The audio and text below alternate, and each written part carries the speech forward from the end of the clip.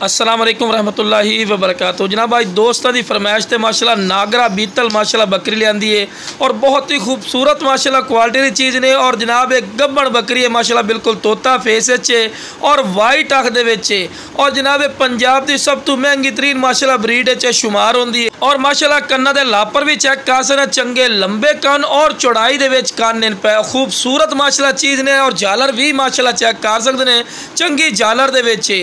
और 2.5 महीने की गारंटी शुदा गब्बन है और मूँह 6 दंद है और दूसरे सूबे दे विच है बिरा। और हवाना चड्डा जो दोस्त बिल्कुल सुका गई है क्योंकि भी निशानदेही होंदी है जानवर की। तो माशाल्लाह फेस ब्यूटी चेक कर सकते हैं, खूबसूरत माशाल्लाह चीज़ ने। रख के वीडियो बना के चेक करवाने का मकसद यह होता है कि तुहानू अच्छी तरह इन्फॉर्मेशन हो और नाल बंदे नू खड़ा करने का मकसद यह होता है कि तुहानू हाइट कद दा भी पता लगे। तो माशाल्लाह अपने पंजाब की सब तो महंगी तरीन माशाल्लाह ब्रीड है शुमार होंदी है नागरा बीतल। खूबसूरत माशाल्लाह चीज़ ने।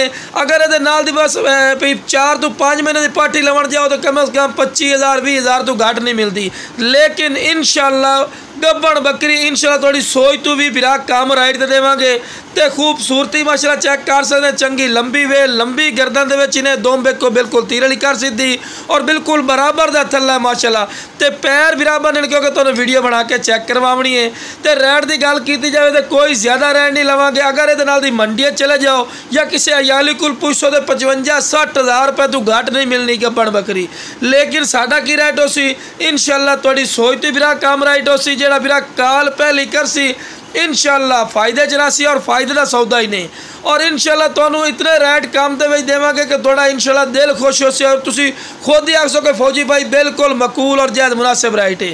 तो लो बिरा टोर फेर के विखा रहे हैं कि तुहानू पता लगे कि सेहतमंद चीज़ है, कोई लंगड़ी लूली नहीं माशाल्लाह। खूबसूरती हुसन तुहाडी अक्खां दे सामने। तो जिस वीरां नू चाहिए जनाब स्क्रीन पर नंबर चलता पिन इस ते राबता करिया है इंशाल्लाह प्यार।